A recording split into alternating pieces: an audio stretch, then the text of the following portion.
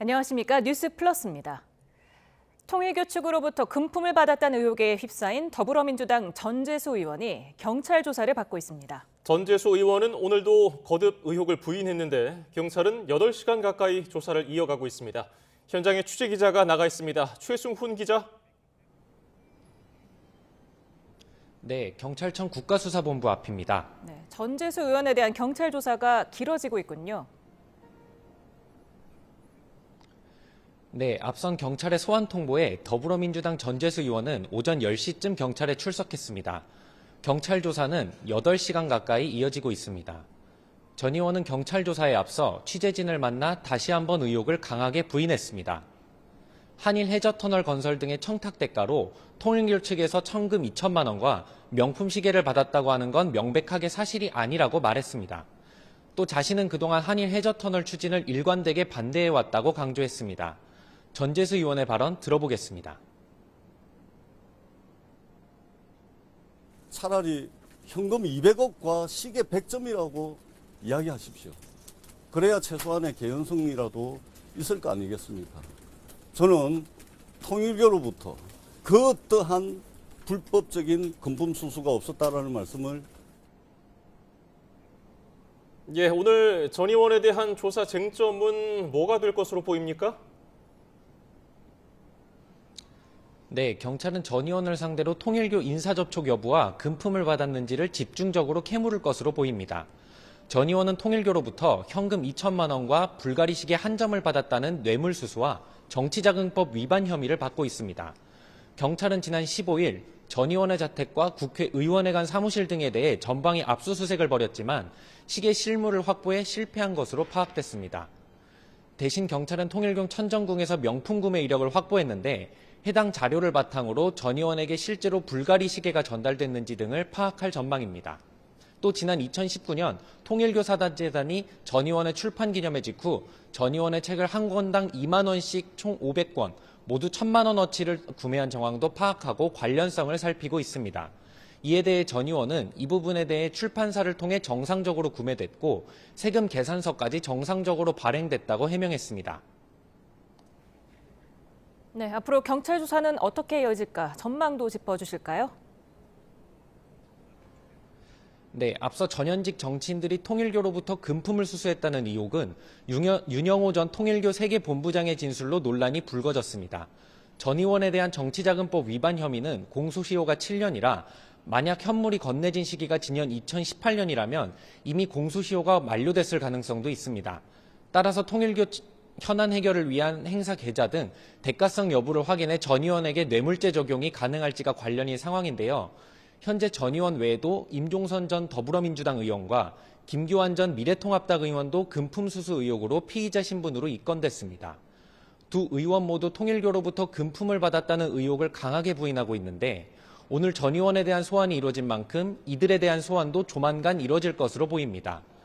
경찰은 구치소에서 한학자 통일교 총재를 접견하고 어제도 정원주 전 비서실장을 불러 조사하는 등 정치권의 통일교의 금품이 흘러간 흐름과 한 총재의 지시 여부 등을 파악하고 있습니다.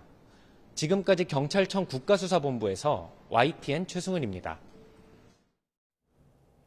공수처가 김건희 특검의 편파 수사 의혹 사건에 대한 수사에 착수했습니다. 공수처는 특검과 특검보도 파견 검사의 공범으로 수사가 가능하다고 판단했습니다. 안동준 기자입니다. 고위공직자 범죄수사처가 민중기 특검팀의 직무유기 의혹 사건을 수사 4부에 배당했습니다. 경찰이 해당 사건을 공수처로 넘긴 지 사흘 만에 본격적인 수사에 착수한 겁니다. 민중기 특검팀이 통일교 의혹에 민주당이 연루됐다는 진술을 확보하고도 국민의힘 소속 정치인들만 편파 수사를 했다는 게 의혹의 골자입니다. 공수처법에 따르면 특별검사와 특별검사보는 공수처의 직접 수사 대상이 될 수는 없습니다. 공수처도 이를 의식한 듯 배당 사실을 알리며 설명을 내놨습니다. 먼저 공수처는 특검 파견검사가 수사 대상에 포함된다고 봤습니다. 특검에 파견되더라도 검사로서의 신분을 유지하면서 수사와 공소유지 업무를 수행하는 점에서 공수처 수사 대상이 될 수 있다는 겁니다. 이에 따라 공수처는 직무유기 등 혐의에 대해 특별검사를 파견검사의 공범으로 수사할 수 있다고 판단했습니다. 앞서 공수처가 윤석열 전 대통령에 대한 내란죄를 수사할 수 있다고 주장했던 논리와도 일치합니다. 민중기 특검팀을 수사하게 된 오동훈 공수처장 등 지휘부는 소속 검사의 고발 사건을 은폐하려 한 혐의로 최상병 특검에 의해 기소된 상황입니다. 이로써 특검이 공수처를, 공수처는 특검을 수사하는 초유의 상황이 벌어지게 됐습니다. YTN 안동준입니다. 국회 패스트트랙 충돌 사태로 재판에 넘겨진 더불어민주당 전현직 의원들에 대한 1심 선고가 사건 발생 6년 8개월 만에 나왔습니다. 현직인 박범계, 박주민 의원 등의 혐의를 유죄로 판단하면서 벌금형 선고를 유예했는데 옛 자유한국당 의원들과 마찬가지로 모두 의원직 상실형을 피했습니다. 정현호 기자입니다.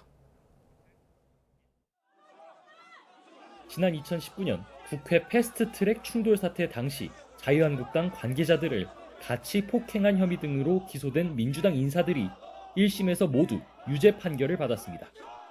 재판에 넘겨진 10명 가운데 현직인 박범계, 박주민 의원은 벌금 300만 원의 선고를 유예받았습니다. 형사사건으로 금고 이상형이 확정될 경우 의원직을 잃게 되는데 이는 피한 겁니다. 전직 의원들은 김병욱 대통령실 정무비서관이 벌금 1,000만 원으로 가장 높은 형을 선고받았습니다. 이종걸 전 의원은 벌금 500만 원, 표창원 전 의원은 벌금 300만 원 선고 유예가 나왔습니다. 재판부는 당시 충돌은 국회의원의 면책특권 범위 안에 있다는 피고인들의 주장을 받아들이지 않는 동시에 폭행이 실제로 이루어졌다고 판단했습니다. 패스트트랙 법안 처리를 폭력적인 방법으로 강행한 건 의정활동 목적에서 벗어나 면책특권 대상이 아니라고 지적했고, 국회 내부 CCTV 영상 등으로 폭행 사실도 확인돼 혐의 역시 모두 유죄라고 설명했습니다. 다만 자유한국당 측의 점거로 국회 의사진행이 장기간 중단된 점 등도 고려했다며 선고유예 이유를 밝혔습니다. 이 같은 1심 선고에 민주당 의원들은 기소 자체가 당시 윤석열 검찰총장의 표적 수사였다며 항소하겠다고 밝혔습니다. 윤석열에 의해서 자행된 공수처 설치에 앞장섰던 의원들에 대한 선별적, 차별적, 정치 보복적 기소였다. 민주당 의원들과 보좌진 당직자들의 행위를 굉장히 폄훼한 판결이다라는 생각을 가지고 있고요. 검찰은 항소 여부를 아직 밝히지 않았지만 지난달 자유한국당 패스트트랙 사건 때 항소를 포기한 만큼 이번에도 같은 결정을 할 거란 전망이 나옵니다. YTN 정윤우입니다. 오늘 오후 서울 양평동에서 학원 버스를 포함한 차량 여러 대가 부딪히는 사고가 났습니다. 이 사고로 한 명이 숨지는 등 여러 사람이 다친 것으로 파악됐습니다. 현장에 취재기자가 나가 있는데요. 조경원 기자. 네, 서울 양평동 사고 현장에 나와 있습니다. 네, 현장 상황 어떻습니까? 예, 보시는 것처럼 이 통제선 뒤로 사고 차량의 부품 등 잔해물들이 어지럽게 흩어져 있는 모습입니다. 사고 수습 여파로 이곳 차로 3개 가운데 2개 차로가 통제되면서 퇴근길 교통 혼잡도 빚어지고 있고요. 방금 막 견인차가 사고 차량을 견인해 갔는데 심하게 찌그러져서 형체를 알아보기 어려운 모습이었습니다. 서울 양평동에 있는 사거리에서 사고가 난 건 오늘 오후 3시 25분쯤입니다. 횡단보도 인근에서 학원 버스를 포함한 차량 여러 대가 부딪힌 것으로 파악됐습니다. 이 사고를 낸 60대 운전자 1명이 심정지 상태로 병원으로 옮겨졌지만 결국 숨졌습니다. 또 학원 버스 운전자와 보행자 등 5명이 다친 것으로 파악됐습니다. 당시 학원 버스에 학생은 없었던 것으로 전해졌는데요. 경찰은 승용차가 좌회전 이후 주행하던 중 학원 버스와 가로수를 들이받고 이후 다른 차량과 보행자들이 파편에 맞아 다쳤다고 보고 있습니다. 경찰은 블랙박스와 CCTV 등을 바탕으로 정확한 사고 경위를 조사한다는 방침입니다. 지금까지 서울 양평동 사고 현장에서 YTN 조경원입니다. 이재명 대통령은 국내 주식시장이 여전히 저평가되고 있다며 시장 투명성에 대한 불신 때문이라고 지적했습니다. 시장 불신은 외환 시장에도 영향을 준다며 주가 조작은 탈탈 털어서 꿈도 못 꾸게 해야 한다고 강조했습니다. 취재기자 연결합니다. 정인용 기자, 자세한 내용 전해주시죠. 네, 이재명 대통령은 오늘 오후 금융위원회와 공정거래위원회로부터 업무보고를 받았습니다. 우선 금융위 업무보고에서 이 대통령은 우리 기업의 실력이 나쁘지 않은데 주식시장에 상장만 되면 가치를 제대로 평가받지 못한다고 말했습니다. 가장 큰 원인은 시장 투명성에 대한 불신 때문이라며 이는 외환 시장에도 영향을 주고 있다고 진단했습니다. 주식시장 불신으로 자본이 유출되면 환율 불안이 야기된다는 의미로 풀이됩니다. 이 대통령은 그러면서 주가 조작 근절 합동대응단 인력의 증원 필요성을 언급하며 주가 조작을 탈탈 털어 꿈도 못 꾸게 해야 한다고 경고했습니다. 이 대통령은 공정위 업무보고에선 기업의 불공정 행위에 대한 적극적인 조사 필요성을 강조했습니다. 기업이 이에 불응하면 제재를 가할 수 있게 해야 한다면서 과징금 같은 경제제재 장치를 최대한 마련해보라고 지시했습니다. 김민석 총리는 마무리 발언에서 마피아를 소탕하는 각오로 시장 질서를 바로 잡아야 한다며 그렇게 5년을 하면 한국 경제가 우뚝 서는 상황이 올 거라고 자신했습니다. 이 대통령은 이어진 법무부 업무보고에선 법무부가 국가 법질서를 책임지는 가장 중요한 부처 중 하나라며 국민 신임을 강조했고 검사의 상소 문제에 대해서도 개선 필요성을 언급했습니다. 네, 오전에 있었던 외교부와 통일부 업무보고에서는 어떤 논의가 오갔습니까? 네, 이 대통령은 우선 모두 발언에서 남북이 과거에는 원수인 척했던 것 같은데 요즘은 진짜 원수가 된 것 같다고 말했습니다. 서로 적대성이 강화되면 경제적 손실로 직결되는데도 불필요하게 강대강 정책으로 증오하게 됐다고 진단했습니다. 특히 지금은 북한이 적대적 두 국가, 철천지 원수라고 주장하고 있다며 정략적인 욕망 때문에 그렇게 된 거로 보인다고 전 정부를 지적했습니다. 그러면서 선제적, 주도적으로 남북 간 적대를 완화할 수 있도록 최선의 노력을 다해야 한다며 통일부가 해야 할 역할이라고 당부했습니다. 정동영 통일부 장관은 이어진 업무보고에서 안중근 의사의 동양 평화론을 거론하며 내 운명을 내 손으로 결정하지 못하고 외세에 끌려다니면 평화도 번영도 이룰 수 없다고 말했습니다. 최근 대북 정책을 놓고 한미동맹 중심인 동맹파 외교부와 남북관계를 중시하는 자주파 통일부 사이 갈등설이 제기됐는데 재차 통일부가 주도적 역할을 하겠다는 의지를 나타낸 거로 보입니다. 이 대통령은 또 외교부를 향해서 외교가 경제 영토를 확장하는 데 큰 역할을 한다며 재외 공간이 문화 진출과 경제 영토 확장의 교두보, 천병이 되달라고 주문했습니다. 이어진 두 부처 업무보고 토의 과정에선 북한 자료 개방 문제가 화제로 떠올랐습니다. 이 대통령은 북한 노동신문을 국민은 못 보게 하는 이유가 뭐냐며 국민을 주체적 존재로 보는 게 아니라 선전선동에 넘어가는 대상으로 취급하는 거라고 지적했습니다. 이에 통일부 관계자는 국정원의 특수자료 지침에 따라 노동신문이 비공개로 돼 있는데 개방을 신속히 추진하겠다고 답했습니다. 지금까지 용산 대통령실에서 전해드렸습니다. 원달러 환율이 1,480원대를 넘나드는 가운데 한국은행은 금융기관을 대상으로 한 외환시장 안정 방안을 발표했습니다. 한국은행은 임시 금통위를 열고 외환 건전성 부담금을 내년 1월부터 6월까지 한시적으로 면제하기로 했습니다. 이렇게 되면 금융기관의 외화 차입 비용이 상대적으로 줄어 시장의 외화 공급이 늘어날 수 있습니다. 한은은 또 같은 기간 외화 지급 준비금에 이자를 지급해 외화 보유를 유도하겠다는 계획입니다. 일본이 기준금리를 또 올렸습니다. 일본이 금리를 30년 만에 최고 수준으로 끌어올리면서 세계 금융시장에 어떤 영향을 줄지 관심입니다. 앞서 지난해 인상 때는 전 세계 금융시장이 크게 출렁였습니다. 김선중 기자입니다. 이틀간의 회의 끝에 일본은행이 예상대로 기준금리를 연 0.5%에서 0.75%로 0.25%포인트 인상했습니다. 지난 1월 0.5%로 올린 뒤 채 1년도 안 돼 또 올린 겁니다. 이에 따라 일본 기준금리는 1995년 이후 30년 만에 최고 수준이 됐습니다. 역시 물가 압박이 가장 큰 이유였습니다. 특히 소비자 물가 상승률이 계속 2%를 넘어서고 있고 내년 임금 인상폭이 클 것으로 점쳐진 점도 중요했습니다. 続けば適切なタイミングで利上げが見えてくるということは十分あり得るかなというふうに思っております。 일본은행은 지난해 3월 금리를 연 0.1%로 올리며 17년 만에 마이너스 금리를 벗어난 데 이어 지난해 7월과 올 1월에 각각 0.25%와 0.5%로 단계적으로 끌어올렸습니다. 일본이 금리를 추가로 인상하면서 세계 금융시장에 미칠 영향에도 관심이 몰리고 있습니다. 특히 낮은 금리로 일본 엔화를 빌려 해외 자산에 투자하는 이른바 엔캐리 트레이드 관행이 큰 타격을 받을 것이라는 관측이 작지 않습니다. 당장 암호화폐 가격이 크게 출렁일 것이라는 전망도 나옵니다. 앞서 지난해 7월 일본이 금리를 0.25%로 인상하자 세계 금융시장은 충격으로 대폭락했습니다. 다만 이번에는 이미 시장에 대부분 반영된 데다 지난해와는 금융시장의 상황도 달라서 여파는 크지 않을 것이라는 평가도 있습니다. YTN 김선중입니다. 쿠팡의 고객정보 유출 사례를 계기로 불거진 온라인 플랫폼의 불공정 약관을 공정위가 집중 점검합니다. 공정위는 대통령 업무보고에서 온라인 플랫폼 사업자의 개인정보 유출과 손해배상 범위 제한과 관련한 불공정 약관을 집중 점검해서 시정하겠다고 밝혔습니다. 또 경제 제재의 실효성을 위해 한 번 반복만으로도 최대 50% 가중, 위반 횟수에 따라서 최대 100% 가중되도록 과징금 부과 체계를 개편합니다.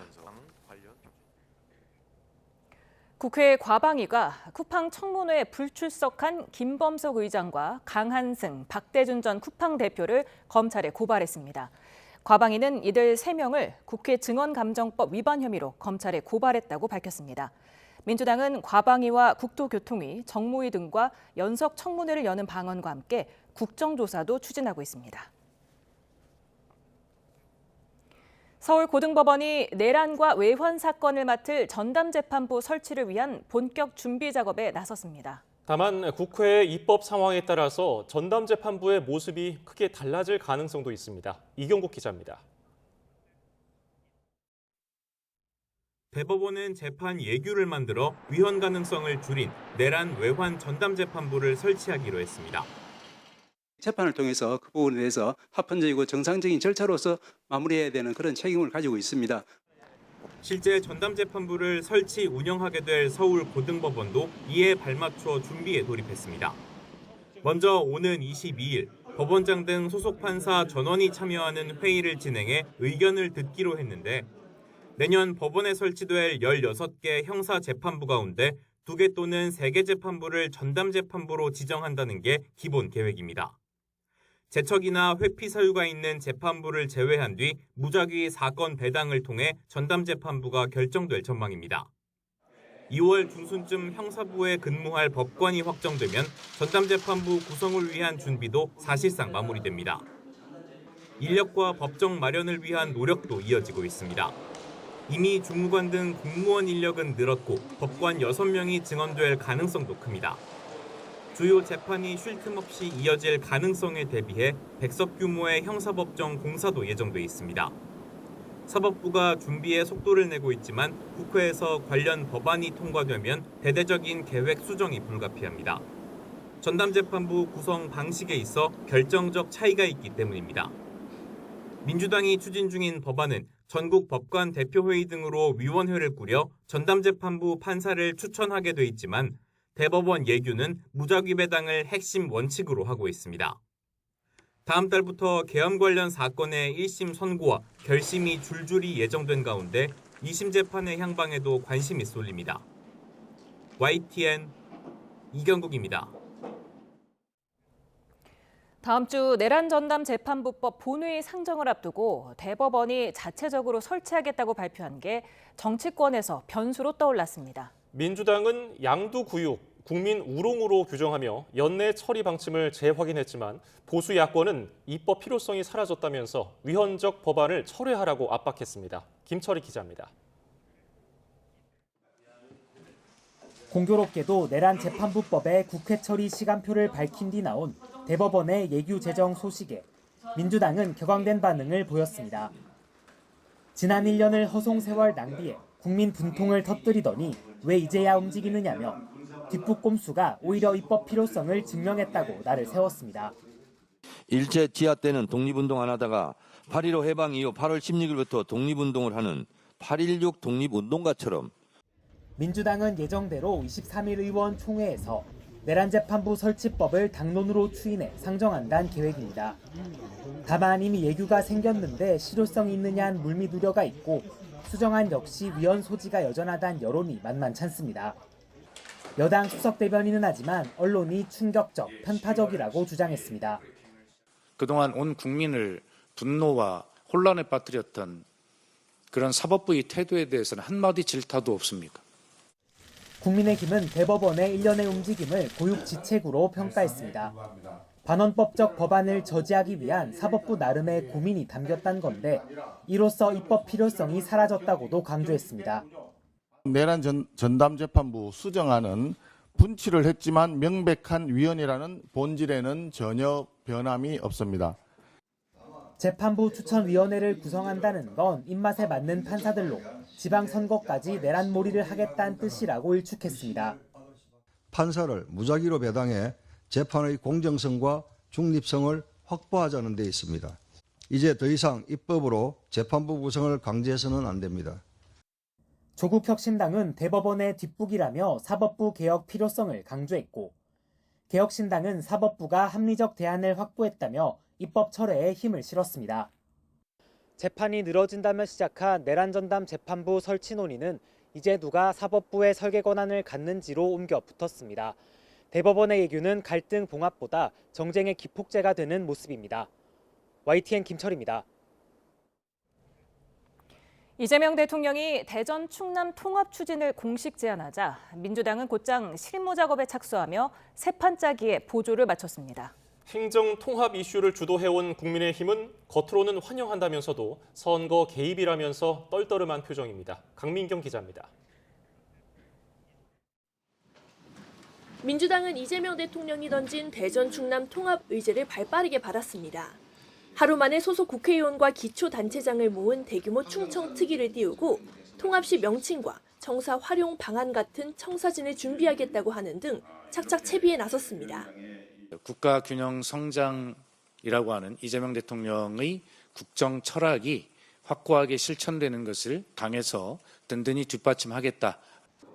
내년 1월 특별법 1차 성안을 끝낸 뒤 공청회를 거쳐 2, 3월에는 본회의까지 속전속결로 통과시키겠다는 게 민주당 구상입니다. 내년 지방선거에서 통합자치단체장을 선출하기 위해 한껏 속도를 내겠다는 건데 국민의힘이 현역으로 있는 충남권을 탈환할 수 있다는 기대감도 엿보입니다. 신속하게 대전 충남 통합을 추진하고 대전 충청에서 대한민국 균형 발전의 진짜 성장을 만들어내겠습니다. 그간 행정통합 의제를 주도해온 국민의힘은 큰 틀에선 환영한다는 입장을 내면서도 떨떠름한 표정을 감추지 못했습니다. 현직 광역단체장들과 합심해 공들여 차린 밥상을 정부 여당에 뺏기는 모양새가 됐기 때문입니다. 뒤늦게 정치공학적인 측면에서 대전 충남 통합 의제를 가져가려고 하는 대통령실의 의도는 오히려 충청인들의 자존심에 심하게 훼손하는 정부 여당이 내년 지방선거를 앞두고 졸속 추진을 한다며 선거용 통합에는 반대한다고 말했습니다. 특히 특정 인물을 고려한 정파적 계산 끝에 대통령이 노골적으로 선거에 개입한다고 날을 세웠습니다. 언론에서는 강훈식 비서실장의 지방선거 출마를 염두에 둔 것 아니냐는 관측이 나오고 있습니다. 여야 모두 찬성하는 의제인 만큼 대전 충남 통합은 순풍을 탈 걸로 보입니다. 다만 지방선거 판세를 뒤흔들 대형 이슈라 통합 시기를 두고 이견을 좁힐 수 있을지가 관심입니다. YTN 강민경입니다. 더불어민주당 정청래 대표는 당내 투표에서 부결된 대의원 권리당원 1인 1표제를 최고위원 보궐선거 직후에 다시 추진할 거라고 밝혔습니다. 정 대표는 1인 1표 제도는 중앙위 표결 결과 투표수 부족으로 무산됐지만 당대표 공약인 만큼 약속을 지켜야 할 의무가 있다고 말했습니다. 이어서 마침 최고위원 보궐선거로 다시 공론화의 장이 펼쳐졌으니 1인 1표제에 대한 활발한 토론이 벌어지기를 기대한다고 언급했습니다. 국민의힘 장동혁 대표는 계엄과 탄핵이 가져온 결과에 대해 이제는 책임을 져야 한다며 그 바탕에서 당의 변화를 시작하겠다고 밝혔습니다. 장 대표는 계엄과 탄핵으로 사회는 혼란을 겪고 많은 국민이 상처받았다며 어떤 설명과 이유에도 그 결과에 책임질 수 있는 게 보수 정치라고 말했습니다.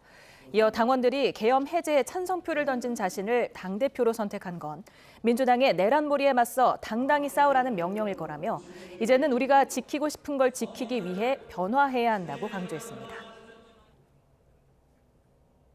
포스코 ENC가 시공하는 서울 여의도역 신안산선 공사 현장 지하에서 철근이 무너져 작업자 1명이 숨지고 1명이 다친 사고와 관련해서 서울경찰청이 직접 수사를 맡게 됐습니다. 서울청 형사기동대 중대재해수사팀은 어제 영등포 경찰서에서 사건을 이관받았다며 고용노동부와 함께 산업안전보건법, 중대재해처벌법 위반 여부를 수사 중이라고 밝혔습니다. 인천 앞바다에서 5명이 탄 어선이 전복돼 선원 1명이 실종되고 구조된 4명 가운데 1명이 다쳤습니다. 인천 해경은 오늘 오후 2시 14분쯤 인천시 옹진군 선미도 북쪽 13km 해상에서 5명이 타고 있던 7.9톤급 어선이 전복됐다는 신고를 접수했습니다. 해경 관계자는 머리에 출혈이 있는 선원 1명은 소방에 인계했고 나머지 선원들은 건강에 이상이 없다며 실종자 수색에 주력하고 있다고 말했습니다. 오늘 한낮에는 초봄 수준으로 기온이 크게 오르며 남부지방은 12월 중순 기준 역대 최고 기온을 기록했습니다. 주말인 내일까지도 포근하겠지만 일요일에는 다시 영하권 반짝 추위가 찾아오면서 기온 변화가 무척 크겠습니다. 김민경 기자입니다. 12월의 절반을 넘겼지만 오늘 한낮 제주도의 기온은 20도를 웃돌았고 남부 일부 지역에서는 12월 중순 역대 최고 기온을 기록했습니다. 서울도 평년 기온을 훌쩍 넘은 9.9도까지 오르며 초봄 같은 날씨를 보였습니다. 일본 동쪽에 있는 고기압의 가장자리를 따라 따뜻한 남서풍 계열의 바람이 불어왔기 때문입니다. 주말인 내일은 전국에 약한 비가 내리며 오늘보다 더 온화한 날씨가 이어지겠습니다. 비구름이 덮이면서 밤사이 땅에 열이 빠져나가는 복사냉각 효과가 줄어들기 때문입니다. 기온이 상승하는 상황에 있기 때문에 강수 형태는 대부분 비로 내리게 될 것으로 예상을 하고 있습니다. 그러면서 5mm 안팎 정도의 많지 않은 비가 될 것으로.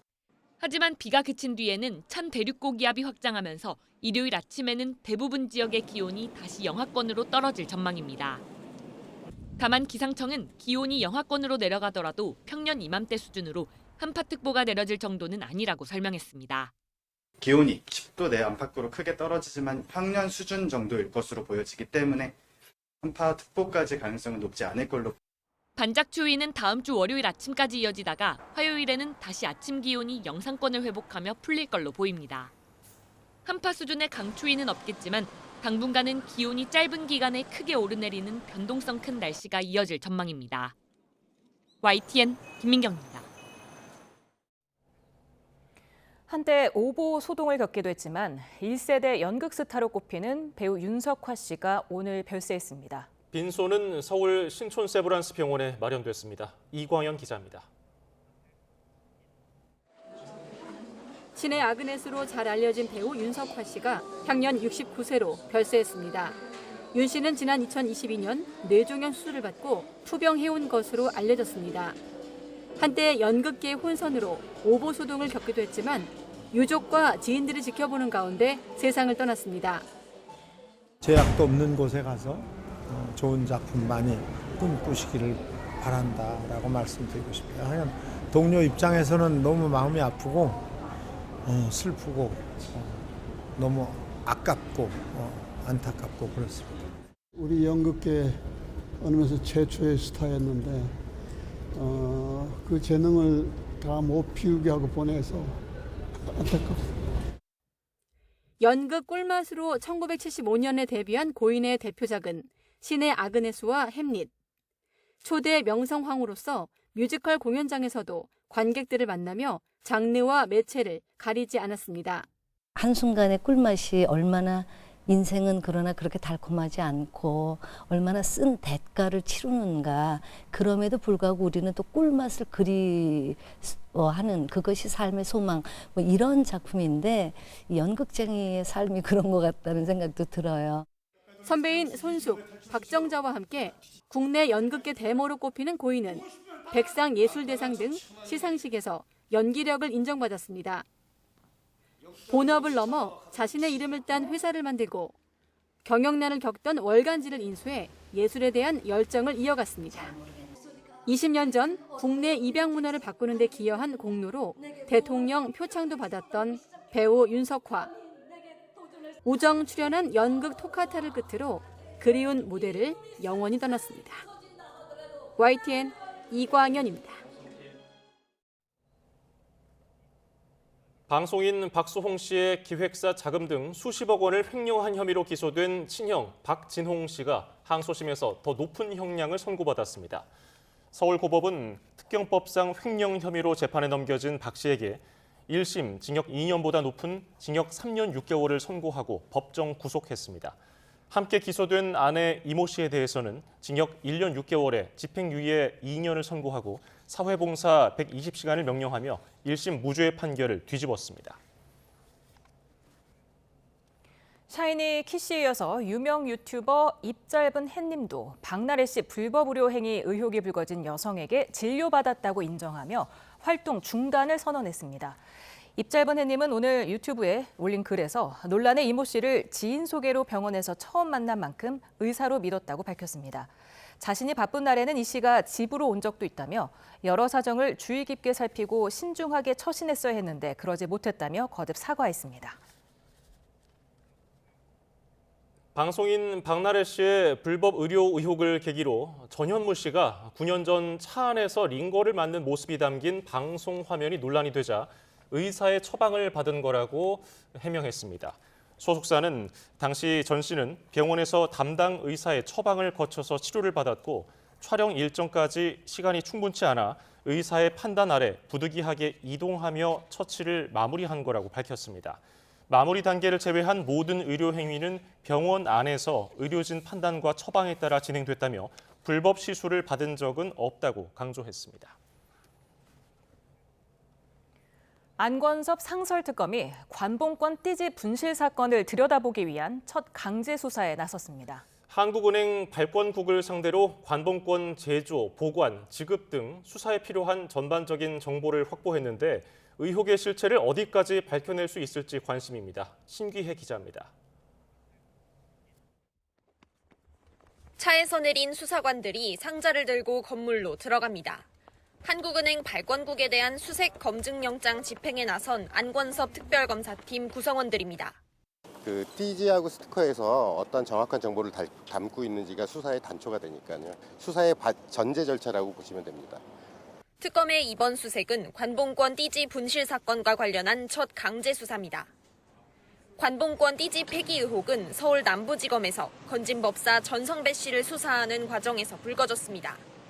남부지검이 지난해 12월 전 씨 자택을 압수수색하며 관봉권 등 현금 다발을 확보했지만 띠지와 스티커를 잃어버린 겁니다. 띠지와 스티커는 집회 검수 날짜와 담당자 등이 적혀 있어서 자금 경로를 추적하는 데 중요한 단서가 되는 물건들입니다. 결국 검찰은 관봉권의 출처를 밝히지 못한 채로 사건을 김건희 특검에 넘겼는데 대검찰청 자체 감찰에서는 일단 실수 또는 과실로 띠지 등을 잃어버렸다고 결론났습니다. 하지만 진상과 책임 소재를 파악해야 한다는 요구가 꾸준히 이어졌고 정성호 법무부 장관 결정으로 상설특검까지 출범했습니다. 특검은 일단 이번 영장 집행을 통해 관봉권 제조, 보관, 지급 과정과 관련한 재반 정보를 확보한다는 계획입니다. 앞서 대검에서 남부지검을 감찰한 자료도 확보한 상태인데 본격 수사에 나선 특검이 의혹의 실체를 어디까지 규명할 수 있을지 주목됩니다. YTN 신기혜입니다. 김건희 특검이 내일 윤석열 전 대통령을 소환합니다. 수사 기간이 일주일 정도밖에 남지 않은 만큼 처음이자 마지막이 될 전망입니다. 권준수 기자입니다. 김건희 특검이 윤석열 전 대통령에게 처음으로 소환을 통보한 건 지난 7월입니다. 하지만 내란 특검에 재구속됐던 윤 전 대통령은 출석하지 않았고 체포영장 집행에도 버티면서 속옷 저항 논란까지 불거졌습니다.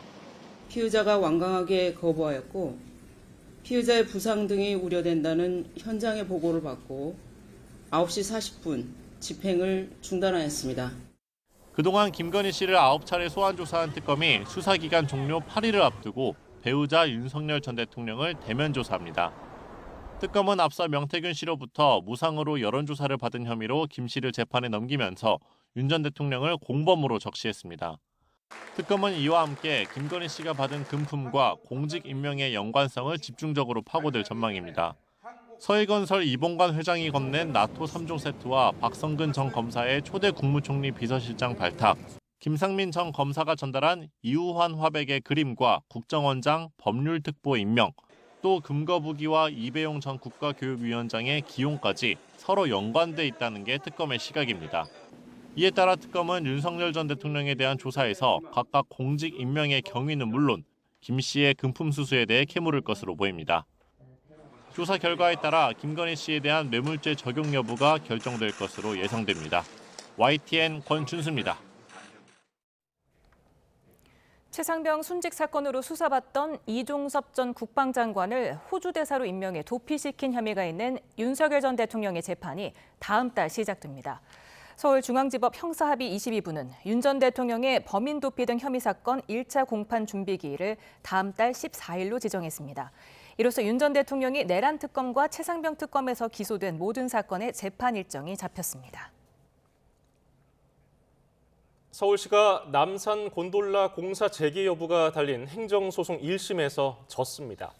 서울행정법원은 남산 케이블카 운영사인 한국삭도공업이 서울시를 상대로 낸 도시관리계획 결정 처분 취소 소송에서 원고 일부 승소 판결했습니다. 재판부는 곤돌라 사업 추진을 위해 일부 공원 부지 용도를 바꾼 서울시의 도시관리계획 결정은 위법하다며 이를 취소한다고 밝혔습니다.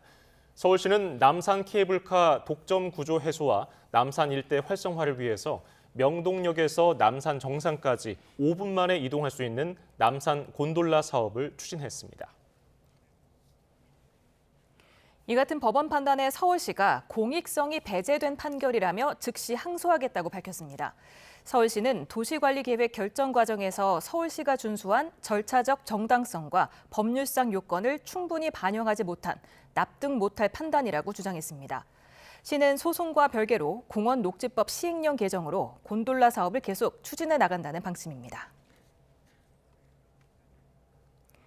위성락 국가안보실장은 한국의 핵 추진 잠수함을 건조하기 위해 별도의 협정을 추진하기로 미국과 합의했다고 밝혔습니다. 또 미국도 한미 정상회담 후속 조치 이행에 굉장히 의욕적이라면서 이번 협의에서 많은 진전을 이뤘다고 평가했습니다. 워싱턴 신윤정 특파원입니다. 미국 워싱턴 DC와 뉴욕에서 사흘간 일정을 마무리한 위성락 국가안보실장은 한국의 핵 추진 잠수함 건조를 위해 한미가 별도의 협정을 만들기로 했다고 밝혔습니다. 위 실장은 YTN 특파원과 만나 미국의 원자력법 91조에 따른 예외 문제를 다룰 협정을 만드는데 양국이 의견 일치를 봤다고 말했습니다. 91조에 따른 예외 문제를 한국과 미국 사이에 협정으로, 별도 협정으로 만들기로 했습니다. 현행 한미 원자력 협정의 엄격한 규정 때문에 한국은 핵물질을 군사적으로 사용할 수 없는 상황. 우리보다 앞서 핵 추진 잠수함을 약속받은 호주처럼 우리도 핵 잠수함 연료 도입을 위한 우회로가 만들어지는 셈입니다. 크리스 라이트 미 에너지부 장관과 면담한 위 실장은 또 한국의 민수용 우라늄 농축과 사용 후 핵연료 재처리 문제에서도 진전이 있었다고 밝혔습니다. 진전이 있을 겁니다. 실무진 간의 본격적인 협의가 이루어질 겁니다. 위 실장은 다양한 분야에서 진전이 있었고 특히 미국 측과 북한과 관련해서도 여러 이야기가 있었다고 덧붙였습니다.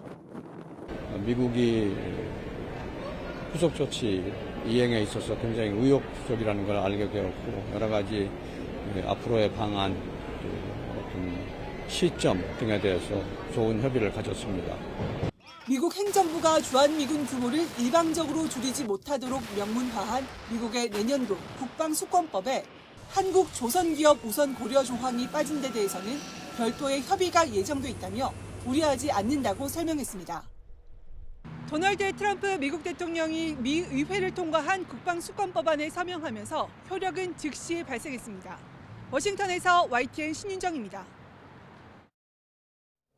네, 조금 전 들어온 속보입니다. 통일교 의혹을 수사하고 있는 경찰청 국가수사본부 특별전담팀이 회계 분석 요원 2명을 증언했다고 밝혔습니다. 네, 경찰은 압수물 분석과 신속한 수사를 위해서 어제 회계 분석 요원 등 2명을 증언했고 오는 22일부터는 수사팀 5명을 추가로 증언할 예정이라고 설명했습니다. 자세한 내용은 이어지는 뉴스에서 추가로 전해드리겠습니다. 네, 다음 소식입니다. 북한군이 지난달에만 10차례 군사 분계선을 침범한 것으로 나타났습니다. 합참이 국회 국방위 소속 국민의힘 강대식 의원실에 낸 자료를 보면 북한군은 올해 3월부터 16번 군사 분계선을 침범했고 이 가운데 10번은 지난달에 집중됐습니다.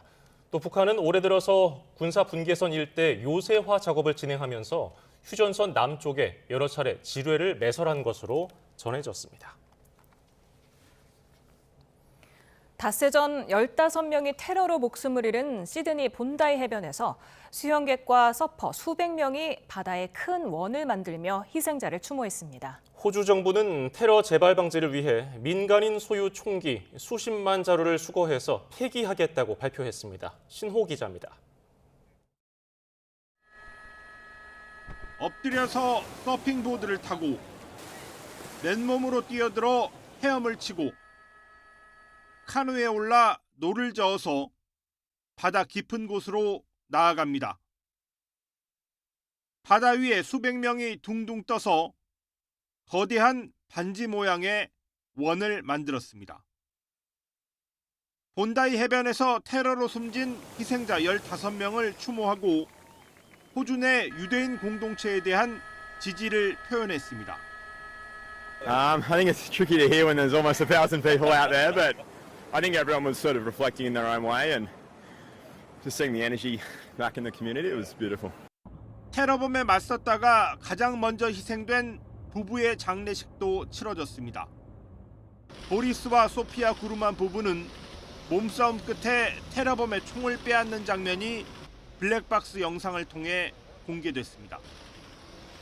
호주 정부는 이번 사건과 같은 테러가 다시 발생하지 않도록 민간이 소유한 총기 수십만 자루를 수거하기로 했습니다. The government will introduce legislation to support the funding of this buyback scheme and meet the costs on a 50-50 basis with states and territories. We expect hundreds of thousands of firearms will be collected and destroyed through this scheme. 테러 발생 일주일이 되는 오는 일요일은 성찰의 날로 지정됐습니다. 호주 정부는 21일 오후 6시 47분에 전 국민이 촛불을 켜고 희생자들을 추모하자고 제안했습니다. YTN 신호입니다. 미국 동부의 브라운 대학교 총격 사건 용의자가 한 창고 안에서 숨진 채 발견됐습니다. 용의자는 브라운대를 졸업한 포르투갈 국적의 48세 클라우디오 발렌테로 창고 안에서 가방과 총기 2자루도 함께 발견됐습니다. 경찰 관계자는 발렌테가 스스로 목숨을 끊은 것으로 보인다며 브라운대 총기 사건은 발렌테의 단독 범행으로 추정된다고 설명했습니다.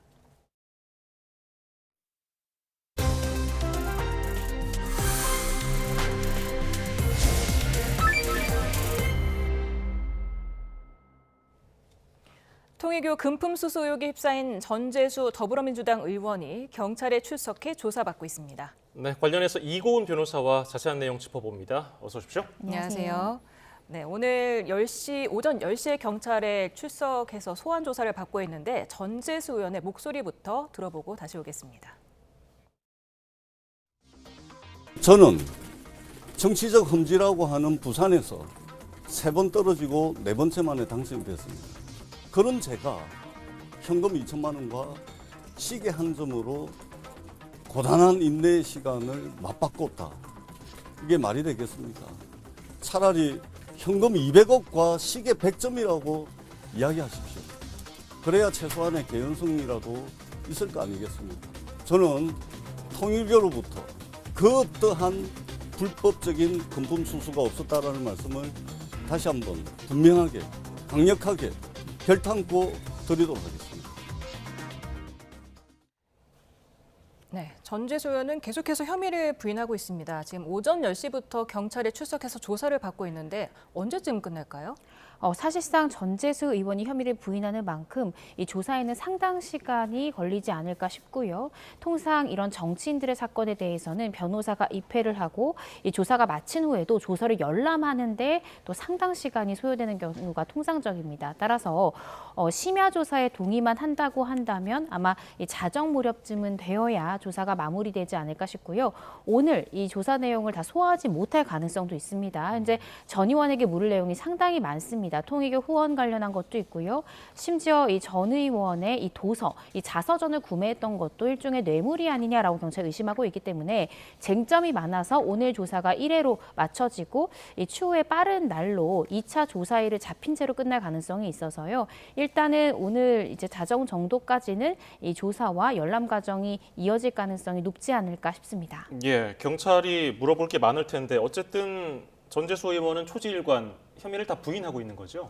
네, 그렇습니다. 현재 이 전 의원이 받고 있는 혐의가 구체적 청탁 내용은 조금 더 수사를 해봐야 되겠지만 윤영호 전 본부장 같은 경우에는 이 지난 8월에 있었던 특검 면담 과정에서 한일 해저터널 관련한 이 청탁이 있었고 그 대가로서 현금 2천만 원과 지금 불가리 시계 한 점이 금품으로 넘어갔다라고 그렇게 알고 있다라고 진술한 바 있습니다. 그런데 조금 의아한 부분은요. 최초의 언론 보도가 나왔을 때는 전 의원에 대해서는 현금 4천만 원이었고 시계 2점이 특정됐었는데 지금 최근에 나온 보도 내용에 따르면 현금이 절반으로 줄어든 2천만 원인 것이고 또 시계 2점에서 시계 1개 그러니까 불가리 시계 한 점으로 지금 좁혀졌다는 겁니다. 예.